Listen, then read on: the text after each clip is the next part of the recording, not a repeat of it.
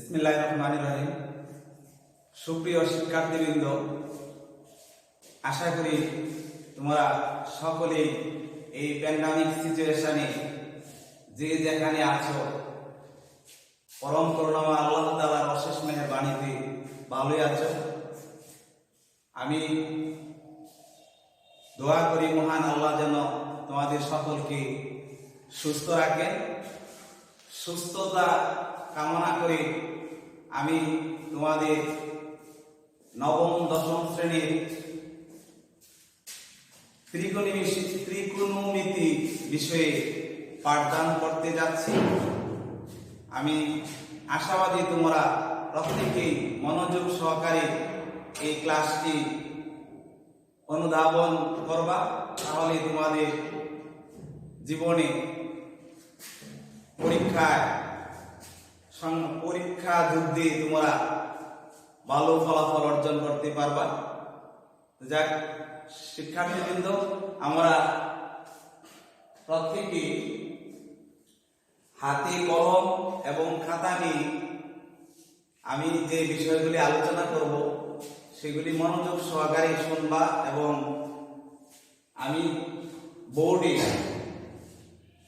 একটা চিত্র অঙ্কন করেছি, সেই চিত্রটা তোমরা খাতায় অঙ্কন করে ত্রিকোণমিতির সূত্রগুলাই আমরা বোঝার চেষ্টা করব। শিক্ষার্থীবৃন্দ, আমি প্রথমে সূক্ষ্মকোণের ত্রিকোণমিতিক অনুপাত নিয়ে আলোচনা করছি। পাশের চিত্রে আমি একটি কোণ অঙ্কন করেছি, এক্স ও এ কোণ। এই এক্স ও এ কোণটি ও এ রশ্মি হতে ও পি অংশ ও এ রশ্মির ও এ রশ্মি বাহুর উপর পি যে কোনো একটি বিন্দু নিয়েছি। এই পি বিন্দু হতে ও এক্স রশ্মির উপর পি এম লম্ব অঙ্কন করেছি। তাহলে ও পি এম একটি সমকোণী ত্রিভুজ অঙ্কিত হয়েছে। আমরা প্রিয় শিক্ষার্থীবৃন্দ, আমরা সকলেই ও পি এম এই সমকোণী ত্রিভুজ সম্পর্কে ধারণা আছে। আমরা নিচের শ্রেণীতে পড়েছি যে ত্রিভুজের একটি কোণ সমকোণ, তাহলে ওই ত্রিভুজটি হচ্ছে সমকোণী ত্রিভুজ। তাহলে ও পি এম সমকোণী ত্রিভুজের এম কোণটি সমকোণ। আমরা নিচের শ্রেণীতে পড়েছি সমকোণের সামনের বিপরীত বাহুকে অতিভুজ বলে। আর সমকোণ যে বিন্দুতে সমকোণটা উৎপন্ন হয়েছে এম বিন্দুতে, এই এম বিন্দুতে পি এম একটি লম্ব। ও এম বাহুটা ভূমি, পি এম লম্ব, ও পি অতিভুজ। এই ধারণাটা আমরা অষ্টম শ্রেণী পর্যন্ত পেয়েছি। এখন নবম দশম শ্রেণীর গণিত বইয়ে আমরা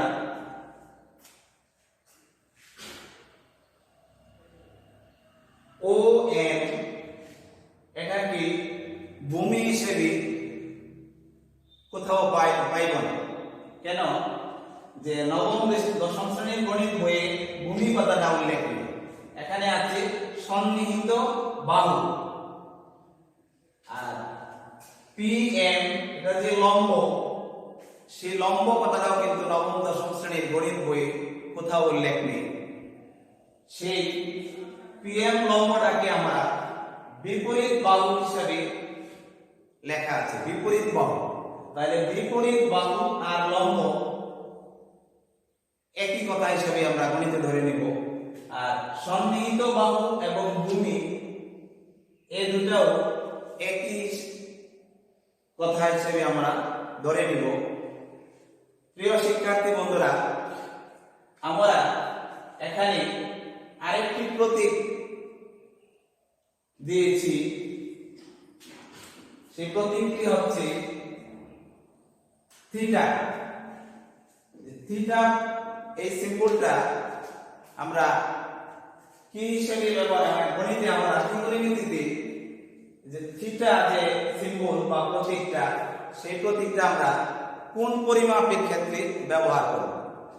প্রিয় শিক্ষার্থী বন্ধুরা, OPM সমকোণী ত্রিভুজে আমরা OPM সমকোণী ত্রিভুজে XO কোণকে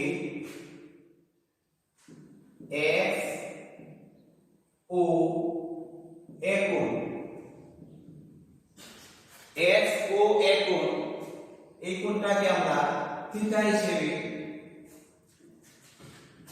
ধরে নিলাম।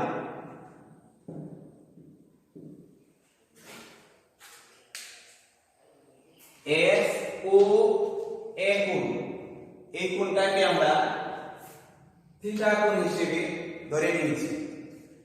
শিক্ষার্থী বন্ধুরা, এখানে আমরা থিটা কে আমরা কোণ পরিমাপ করতে আমরা এই থিটা প্রতীকটা ব্যবহার করব। ত্রিকোণমিতিতে এই থিটা দ্বারা কোণ পরিমাপ করা হয়। সুতরাং আমরা সূক্ষ্মকোণের ত্রিকোণমিতিক অনুপাত বের করতে আমরা XO কোণকে থিটা হিসেবে আমরা ধরে নিয়েছি। এখন আমরা এই থিটা কোণটা আমরা যে জায়গায় চিহ্নিত হবে, থিটা কোণের সামনের যে বিপরীত বাহুটা সেটা হচ্ছে PM। থিটা কোণের সামনের বিপরীত বাহুকে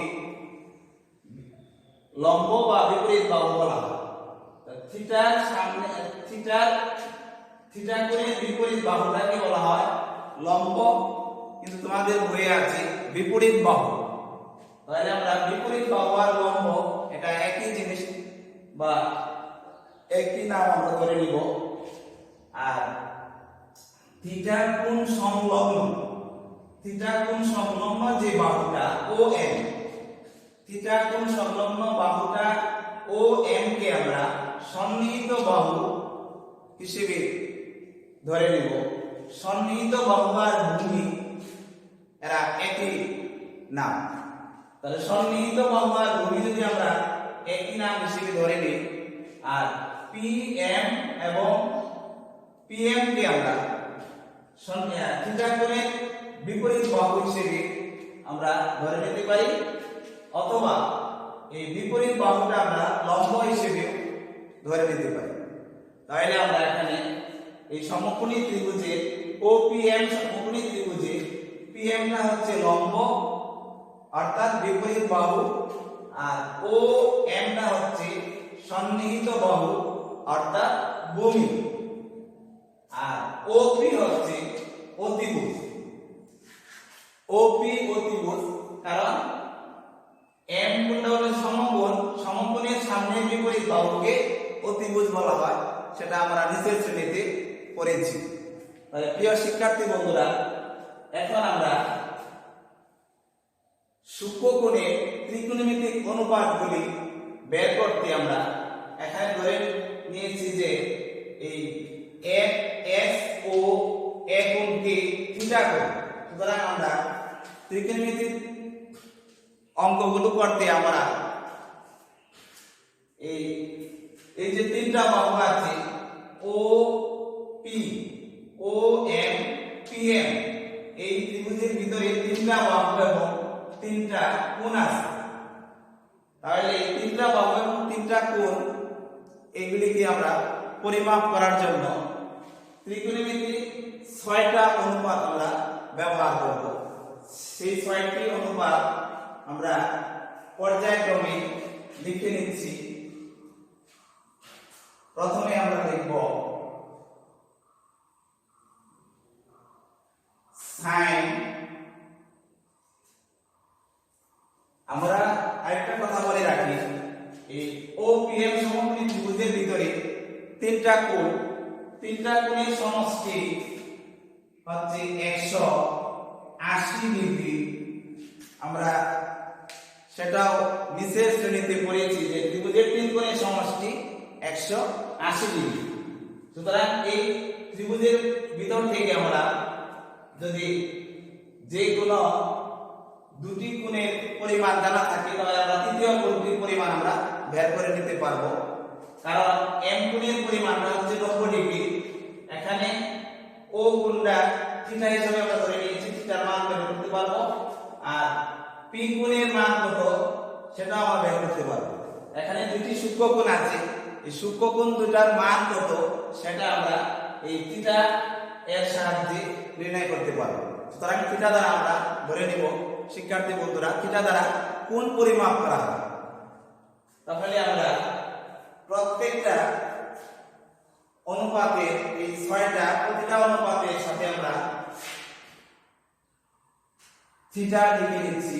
sine theta, cos theta, tan theta, cot theta, sec theta, cosec theta. এই ত্রিকোণমিতিক 6টা অনুপাত প্রত্যেকটার সাথে আমরা থিটা নিয়েছি।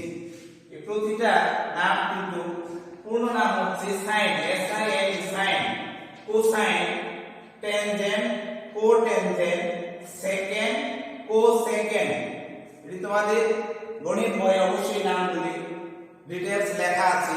আমি এখানে বোর্ডে সংক্ষিপ্ত নাম লিখে নিয়েছি। সাইন কে সংক্ষিপ্ত SIN হিসেবে লিখেছি, কোসাইন কে সংক্ষিপ্ত হিসেবে COS cos হিসেবে লিখে নিয়েছি, ট্যানজেন্ট কে আমরা tan হিসেবে লিখে নিয়েছি, কোট্যানজেন্ট কে আমরা লিখেছি cot, সেকেন্ড কে আমরা লিখেছি sec, কোসেকেন্ড কে আমরা লিখেছি cosec। তাহলে এই যে 6টা অনুপাত, এই 6টা অনুপাত আমরা পাশের চিত্র থেকে 6টা অনুপাতে আমরা প্রত্যেকটা মান সূত্রের সাহায্যে নির্ণয় করতে পারব। প্রিয় শিক্ষার্থী বন্ধুরা, লক্ষ্য করো পাশের চিত্রে আমরা আগে বলে নিয়েছি OPM সমকোণী ত্রিভুজে PM হচ্ছে বিপরীত বাহু অর্থাৎ লম্ব, OM হচ্ছে সন্নিহিত বাহু অর্থাৎ ভূমি, আর OP হলো অতিভুজ।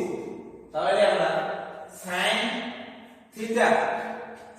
থিটার মান আমরা বের করতে সময় এখানে সূত্রটা হবে sign theta equal two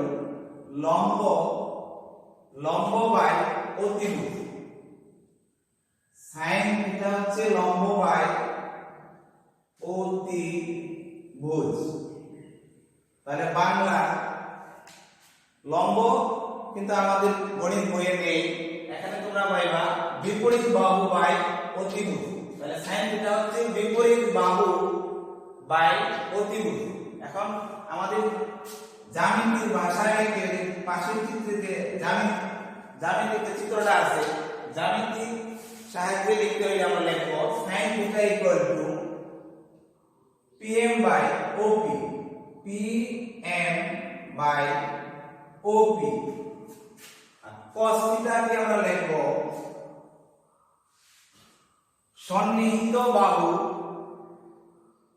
OM, সন্নিহিত বাহু হচ্ছে OM, সন্নিহিত বাহু মানে ভূমি OM বাই অতিভুজ।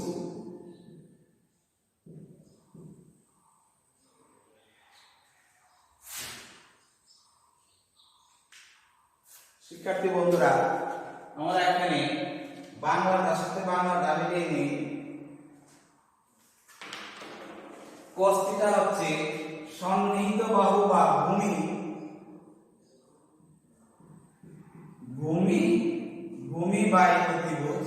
জ্যামিতির ভাষায় হচ্ছে ভূমি হচ্ছে ও এম বাই অতিভুজ হচ্ছে ওপি। আর tan থিটা হলো লম্ব বাই ভূমি, অর্থাৎ বিপরীত বাহু বাই সন্নিহিত বাহু। লম্ব বাই ভূমি, লম্ব বাই ভূমি। লম্বটা হচ্ছে এখানে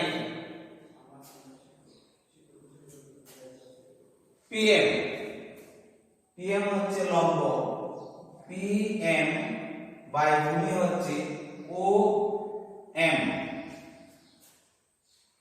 cot থিটা হচ্ছে, cot হলো tan এর বিপরীত, ভূমি বাই লম্ব, ভূমি বাই লম্ব হচ্ছে cot। তাহলে জ্যামিতিক ভাষা হচ্ছে ভূমি হচ্ছে OM by PM। sec theta হলো cos এর বিপরীত, তাহলে cos থিটা হচ্ছে ভূমি বাই অতিভুজ, আর sec থিটা হবে অতিভুজ বাই ভূমি।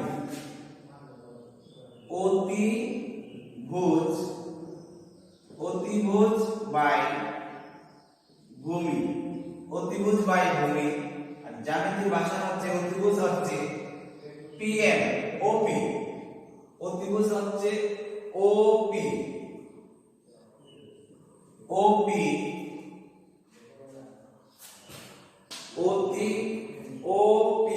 বাই ভূমি হচ্ছে OM।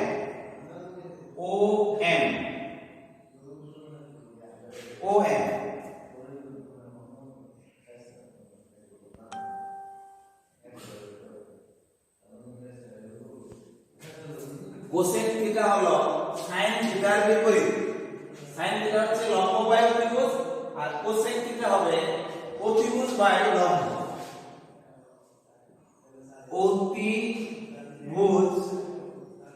অতিভুজ বাই লম্ব। জ্যামিতিক ভাষা অতিভুজ হলো OP বাই লম্ব হচ্ছে PM। এই 6টা ত্রিকোণমিতিক অনুপাত আমরা প্রত্যেকেই মুখস্থ রাখবো। এই কারণে আমাদের গণিত বইয়ে দূরত্ব এবং উচ্চতা বিষয়ক একটা চ্যাপ্টার আছে, সম্ভবত প্রশ্নমালা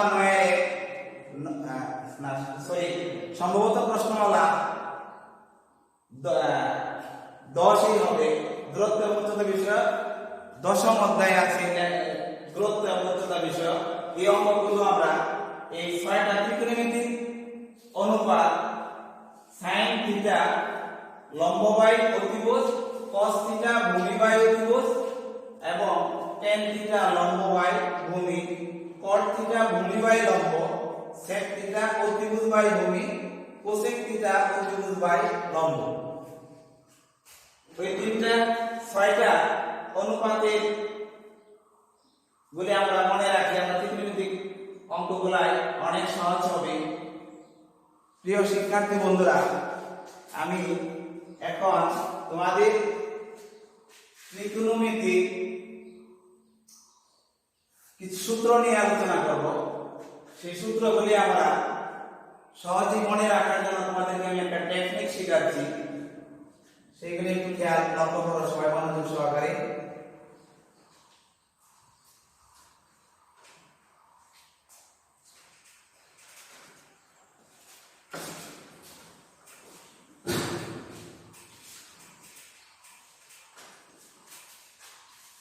প্রিয় শিক্ষার্থী বন্ধুরা, লক্ষ্য করো, বোর্ডে আমি 6টা ত্রিকোণমিতিক অনুপাত লিখেছি, sin, cos, tan, cot, sec, cosec। এই 6টা নাম প্রত্যেকটা আলাদা আলাদা ভাবে প্রত্যেকের এই নামগুলি আমি আগে বলেছি, পূর্বে বলেছি, তোমাদের বইয়ে পুরা নামটা লেখা আছে। S I N sine, cosine, tangent, cotangent, secant, cosecant. আমি বলি সংক্ষিপ্ত হিসেবে নামটি লিখেছি এবং আমি বলছিও সংক্ষিপ্ত হিসেবে সাইন, কস, ট্যান, কট, সেক, কোসেক। প্রিয় শিক্ষার্থী বন্ধুরা, ত্রিকোণমিতিতে অনেক সূত্র আছে, সেই সূত্রগুলি আমরা অনেক সময় ভুলে যাই। তাহলে যেন না ভুলে এবং টেকনিকটি মনে রাখার জন্য আমি এখানে এই ছয়টা অনুপাতের সাথে কার সাথে কার সম্পর্ক বা রিলেটেড সেটা আমি বোর্ডে বোঝানোর চেষ্টা করছি। শিক্ষার্থী বন্ধুরা, তোমরা একটু মনোযোগ সহকারে লিখে দিবা এবং আমার কথাগুলো শুনবা। সাইন থিটা ডান দিক দিয়া সাইন থিটার সাথে কোসেক থিটার সম্পর্ক এবং কোসেক থিটার সাথে সম্পর্ক সাইন থিটা, কস থিটার সাথে সম্পর্ক সেক থিটা, সেক থিটার সম্পর্ক কসের সাথে, আর ট্যান থিটার সাথে সম্পর্ক কট থিটা, কট থিটার সাথে সম্পর্ক ট্যান থিটা। আমি তীর চিহ্ন দ্বারা এটাই বোঝাতে চাচ্ছি যে সাইন এবং কসের সাথে সম্পর্ক কিভাবে সূত্র তৈরি করা যায়। শিক্ষার্থী বন্ধুরা একটু লক্ষ্য করো, sine theta into cosec theta equal to 1। Sine theta into cosec theta equal to 1। এই সম্পর্ক থেকে আমরা কয়েকটা সূত্র লিখতে পারি। যেমন number 1, sine theta equal to 1 by cosec, sine theta equal to 1 by cosec SEC, cosec theta. Number 2, cosec theta equal to 1 by sine theta. তাহলে ডান দিক দিয়ে আমরা লক্ষ্য করি শিক্ষার্থী বন্ধুরা, এখানে তিনটা জোড়া আছে। সাইনের সাথে কোসেক এক জোড়া, কসের সাথে সেক এক জোড়া, ট্যানের সাথে কট এক জোড়া।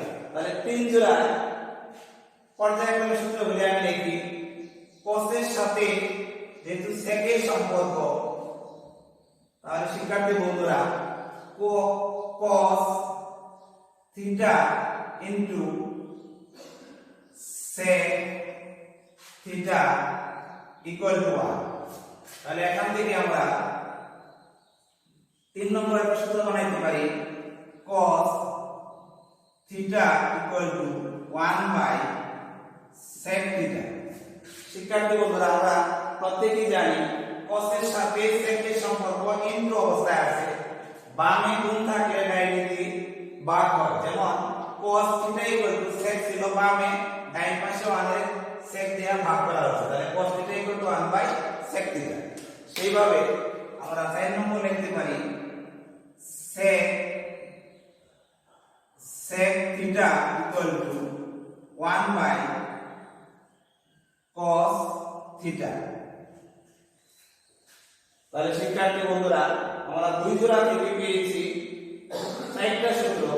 তৃতীয় জোড়া হচ্ছে tan into cot, তৃতীয় জোড়াটি হচ্ছে tan theta into cot theta equal to 1। তাহলে এখন থেকে আমরা 5 নম্বর সূত্রটি লিখতে পারি, tan theta equal to 1 by cot theta। 6 নম্বর সূত্র লিখতে পারি, cot theta equal to 1 by tan theta। প্রিয় শিক্ষার্থী বন্ধুরা, tan theta equal to 1 by cot theta একটা সূত্র। আবার লক্ষ্য করি আমরা, sin theta এর cos theta দা ভাগ করলে tan থিটা পাবো। তাহলে আমরা এখানে আরেকটা সূত্র আমরা এভাবে লিখতে পারি sin theta by cos theta.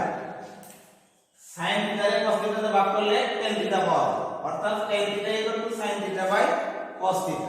আবার cot হচ্ছে tan এর বিপরীত, cot tan যদি হয় sin বাই cos তাহলে cot হবে cos by sin, cos theta by sin theta. তাহলে আমরা ছয়টা সূত্র পেয়ে গেলাম। ডান দিক দিয়ে আমরা এই পর্যায়ক্রমে ছয়টা অনুপাত থেকে ছয়টা সূত্র পেয়ে গেলাম।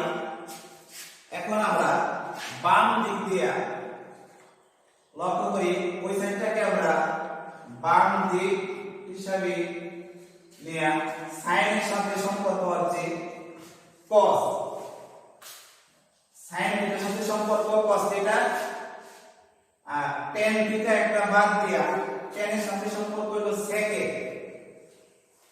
আর cot থিটার সাথে সম্পর্ক cosec। তাহলে তীর চিহ্নগুলাই দেখো, লক্ষ্য করবা ওই তীর চিহ্নগুলাই sin এর সাথে সম্পর্ক cos থিটা, পাশাপাশি tan থিটার সাথে সম্পর্ক একটা বাদ দিয়া tan এর সাথে sec, আর cot থিটার সাথে সম্পর্ক একটা বাদ দিয়া cot এর সাথে cosec। এই সম্পর্কগুলাই যদি আমরা কেউ মাথায় রাখতে পারি সূক্ষ্মভাবে, যে ছয়টা ত্রিকোণমিতিক নাম sin cos tan cot sec cosec, ডান দিক দিয়ে sin এর সাথে সম্পর্ক cosec এর, cos এর সাথে সম্পর্ক sec এর, tan এর সাথে সম্পর্ক cot এর। এইভাবে আমরা ডান দিক দিয়ে ছয়টা আর আছে দুইটা, আটটা সূত্র পেয়েছি। ঠিক সেম বাম দিক দিয়ে আমরা পেয়েছি তিন জোড়া, sin এর সাথে সম্পর্ক cos এর, tan এর সাথে সম্পর্ক sec এর, cot এর সাথে সম্পর্ক cosec এর। তাহলে এই তিন জোড়া থেকে আমরা আরো কয়েকটা সূত্র আলোচনা করে আজকের ক্লাস এখানে সমাপ্তি টানবো। প্রিয় শিক্ষার্থী বন্ধুরা, আমরা এই আটটা সূত্র মনে রাখার জন্য টেকনিকটা সবাই মনে রাখবা, যে এই সূত্র ত্রিকোণমিতিক ছয়টা অনুপাত সে আগে পর্যায়ক্রমে একটার পর একটা মনে রাখতে হবে, তাহলে আমাদের এই সূত্রগুলাই মুখস্থ করার কোনো প্রয়োজন থাকবে না। তো শিক্ষার্থী বন্ধুরা, আমরা বাম দিক দিয়ে এই তিন জোড়া থেকে আমরা একটা সূত্র পাইব, এটা একটু লক্ষ্য করি সবাই।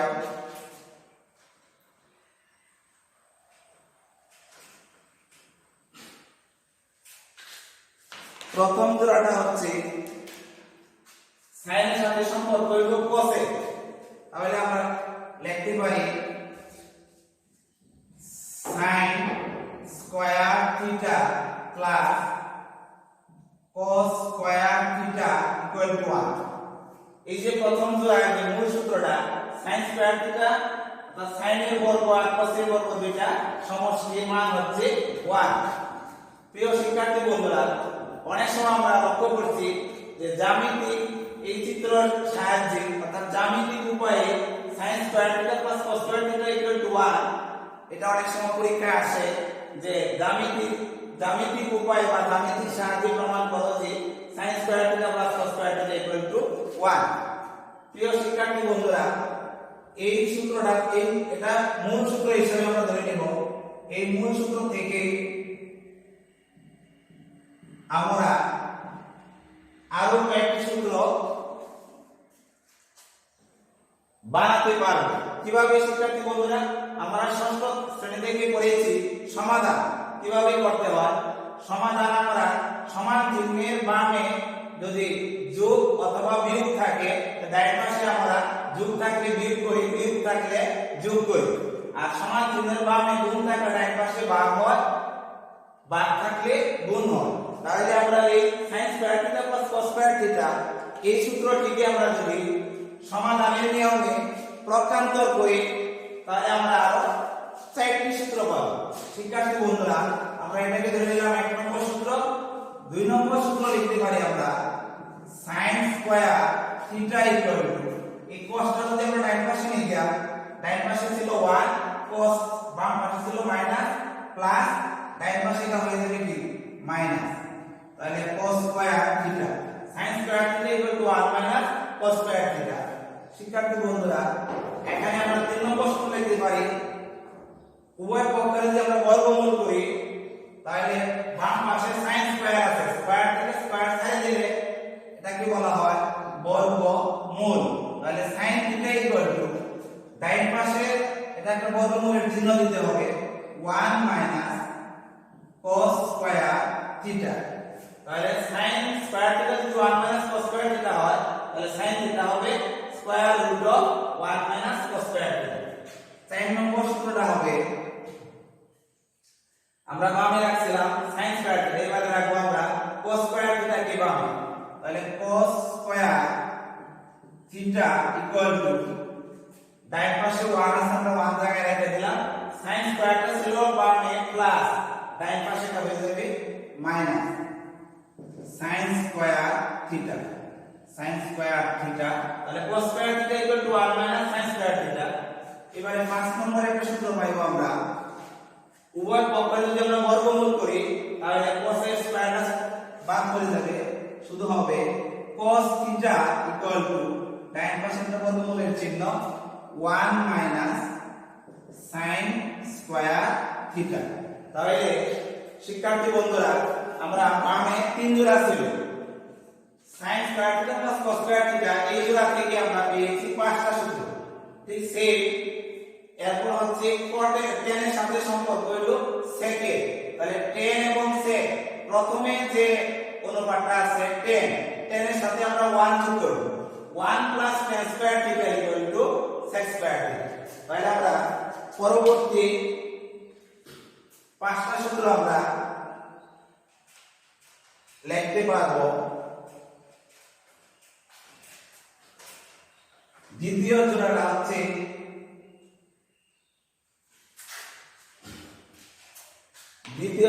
হচ্ছে tan এবং sec। তাহলে tan এবং sec প্রথমে হলো tan তাহলে প্রথমের সাথে 1 যোগ করলে হবে 1 plus tan square theta 1 plus tan square theta equal two sec square theta.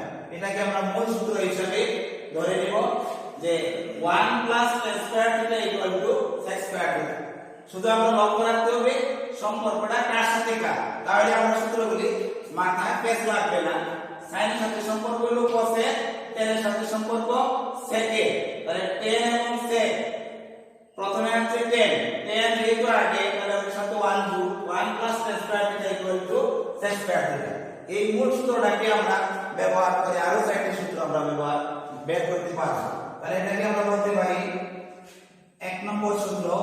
2 নম্বর সূত্র আমরা নিতে পারি tan square theta equal to 1 ভাবে ছিল প্লাস ডান পাশে কি হবে মাইনাস ডান পাশে ছিল sec স্কয়ার থিটা মাইনাস 1 এই হয়ে গেছে আরেকটা সূত্র। 3 নম্বর সূত্র আমরা লিখতে পারি tan স্কয়ার থিটা যদি আমরা স্কয়ার ছেড়ে দিই তাহলে tan থিটা বর্গমূল হয়ে গেল তাহলে ডান পাশে বর্গমূল হবে sec স্কয়ার থিটা মাইনাস 1। তাহলে আমরা তিনটা পেয়ে গেলাম। 4 নম্বর সূত্রটা আমরা লিখতে পারি sec square theta equal to 1 plus tan square theta. এর থেকে আমরা লিখতে পারি যে sec স্কয়ার থিটা এই tan স্কয়ার থেকে ডান পাশে থেকে মাইনাস করিয়া তাহলে sec square theta minus tan square theta equal to 1। এই হচ্ছে আমরা 4 নম্বর সূত্র। আর এই 1 নম্বর সূত্রটাকে যদি আমরা উভয় পক্ষে বর্গমূল করি তাহলে আমরা দেখি 5 নম্বর সূত্রটা পাইতে পারি sec স্কয়ার থিটা যেহেতু 1 প্লাস tan স্কয়ার থিটা তাহলে উভয় পক্ষে বর্গমূল করলে হবে শুধু sec theta equal to square root of 1 plus tan square theta. তাহলে sec থিটা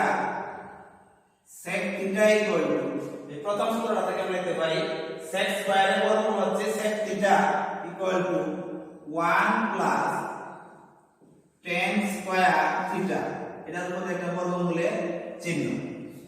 তাহলে sec theta equal to square root of 1 plus tan square theta. তাহলে আমরা তৃতীয় জোড়া শেষ, দ্বিতীয় জোড়া শেষ। দ্বিতীয় জোড়া থেকে আমরা পেয়েছি কয়টি সূত্র? 5টি সূত্র। এইবারে আমরা তৃতীয় জোড়ায় শেষ, এই তৃতীয় জোড়া থেকে দেখি আমরা আরো কয়েকটা সূত্র বের করতে পারবো। প্রিয় শিক্ষার্থী বন্ধুরা, তোমরা একটু মনোযোগ সহকারে কথাগুলো শুনে পাশাপাশি নোট করে রাখবা, তাহলে তোমাদের গণিত অনেক সহজ হবে, ত্রিকোণমিতিক অঙ্কগুলাই করতে অনেক সহজ হবে। তৃতীয় জোড়াটা হচ্ছে কট এবং কোসেক। কটের সাথে সম্পর্ক রাখা কোসেক। আমি এখন তীর চিহ্ন করে দেওয়ার অর্থ হলো যে কার সাথে কার সম্পর্ক এবং কিভাবে সূত্রগুলি মনে রাখা যায়। তাহলে কট যেহেতু আগে প্রথম যেটা থাকবে এর সাথে 1 যোগ 1 plus cos square theta equal two cosec square theta. তাহলে মূল সূত্রটা হবে 1 plus cot square theta equal two cosec square theta. তাহলে প্রথম এই মূল সূত্র, এই মূল সূত্রটা মনে রাখলে আমরা বাকি চারটা সূত্র এমনিতেই বের করতে পারবো। মূল সূত্রটা হচ্ছে 1 plus cot square theta equal two cosec square theta. তাহলে cot এর সাথে সম্পর্ক হলো cosec এর, এটা মনে রাখার জন্য 1 plus cot square theta equal two cosec square theta, এটা আমরা 1 নম্বর সূত্র ধরি।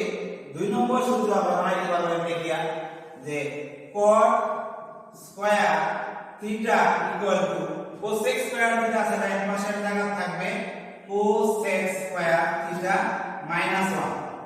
আর 3 নম্বর সূত্র আমরা লিখতে পারি cot থিটা স্কয়ার থাকলে লিখবে বর্গমূল, তাহলে উভয় পক্ষে বর্গমূল করলে ডান পাশে লিখতে হবে cosec স্কয়ার থিটা মাইনাস 1। 4 নম্বর সূত্রটা লিখতে পারি আমরা, প্রথম যেটা ছিল cosec square theta,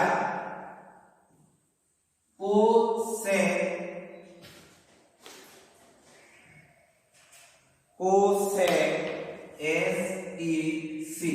cosec square theta, cosec square theta আর cotটা ডান পাশে গেলে হবে minus cot square theta equal to 1।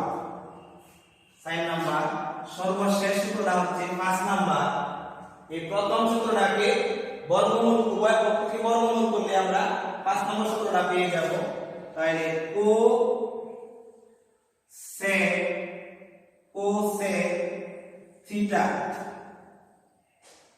cosec theta, cosec square বর্গমূল হলো cosec theta equal to square root of 1 plus cot square theta. এই হচ্ছে আমাদের 5 নম্বর সূত্র। তাহলে প্রিয় শিক্ষার্থী বন্ধুরা, আমরা এই ত্রিকোণমিতিক ছয়টা অনুপাতকে জোড়ায় জোড়ায় তীর চিহ্ন দ্বারা আমরা দেখাচ্ছি। সাইনের সাথে সম্পর্ক cos এর, এই সাইন এবং cos থেকে আমরা 5টা সূত্র পেয়েছি। দ্বিতীয় জোড়াটি হচ্ছে tan এর সাথে সম্পর্ক sec এর, tan এবং sec এর এই জোড়া থেকে আমরা পেয়েছি আরো 5টি সূত্র। তৃতীয় জোড়াটি হচ্ছে cot এর সাথে সম্পর্ক cosec এর, তাহলে cot এর সাথে cosec এর সম্পর্ক থেকে পেয়েছি আমরা আরো 5টি সূত্র। তাহলে আমরা বাম দিকে শিক্ষার্থী বন্ধুরা পেয়েছি 15টি সূত্র, ডান দিকে সম্পর্ক থেকে পেয়েছি আমরা 8টি সূত্র। আর সর্বপ্রথমে আমরা এই POM সমকোণী ত্রিভুজকে আমরা ব্যবহার করে আরো 6টি সূত্র পেয়েছি। তাহলে আমরা শিক্ষার্থী বন্ধুরা আজকে আমরা ত্রিকোণমিতিক 29টা সূত্র পেয়েছি। পর্যায়ক্রমে এই সূত্রগুলি আমাদের মনে রাখার জন্য এই টেকনিকটা যদি তোমরা মনে রাখতে পারো, তাহলে দীর্ঘদিন তোমরা এই সূত্রগুলি ব্যবহার করে ত্রিকোণমিতিক অনেক সমস্যার সমাধান করতে পারবা। শিক্ষার্থী বন্ধুরা, আমার ক্লাসটা আজকে হয়তো একটু বেশি লম্বা হয়েছে, তোমরা কষ্ট করে নোট করে রাখলে তোমাদের জীবনে পরীক্ষা যুদ্ধ ক্ষেত্রে অনেক কাজে লাগবে। তাহলে আজ তোমাদেরকে সকলকে অশেষ ধন্যবাদ জানিয়ে আমার ক্লাস এখানে সমাপ্তি টানছি। খুদা হাফেজ।